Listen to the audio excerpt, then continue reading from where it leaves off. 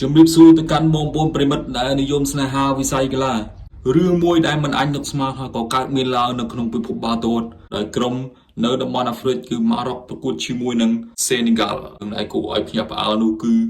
នៅពេលដែលបាល់ពេនៅនាទីទី90សេនីហ្គាល់នាំគ្នាដើរចេញពីទីលានដោយមិនពេញចិត្តនឹងអាញាកណ្ដាលដែលសម្រេចចិត្តឲ្យបាល់ពេនឹងទីទៅកាន់ប្រទេសម៉ារ៉ុកប៉ុន្តែអ្វីដែលគួរឲ្យកោតសរសើរនោះគឺSergio Mane មានចិត្តធម៌គាត់បានហៅកូនក្រុមរបស់គាត់ចូលទៅក្នុងទីលានក្នុងការប្រកួតដើម្បីបន្តទៀតដោយមិនបាក់ទឹកចិត្តដែលឃើញការប្រកួតនៅចិត្តចប់តាំងហើយដែលមានក្របបាល់ពេនឹងទីរបស់ប្រទេសម៉ារ៉ុកទៅលើសេនីហ្គាល់តែអ្វីនឹងអាចកើតមានឡើងដោយសារបាល់ពេនឹងទីរបស់ប្រទេសម៉ារ៉ុកគឺលេខ10 DR សុទ្ធបាល់អត់ចូលដូច្នេះធ្វើឲ្យកម្លាំងចិត្តរបស់ក្រុមសេនីហ្គាល់វិបកទៅកាន់ប្រទេសម៉ារ៉ុកគឺលទ្ធផល1-0ហើយលទ្ធផលដែលទទួលបាននោះគឺល្អមែនទែន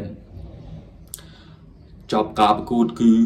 សេនីហ្គាល់ទទួលបានពានរង្វាន់នៅតំបន់អាហ្វ្រិកអសាទរដល់Sergio Maneគឺជាវីរបុរសពិតៗនៅក្នុងពិភពបាល់ទាត់នៅឯប្រទេសសេនីហ្គាល់Sergio Maneមានរូបរាងខ្មៅបន្តិចមែនប៉ុន្តែគាត់មានចិត្តគំនិតនិងតបរោះក្នុងការជួយទៅដល់ប្រជាជនរបស់គាត់ហើយលើកនេះក៏គាត់បានជួយឲ្យក្រុមរបស់គាត់ប្រទេសរបស់គាត់យកឈ្នះពានរង្វាន់នៅតំបន់អាហ្វ្រិកផងដែរ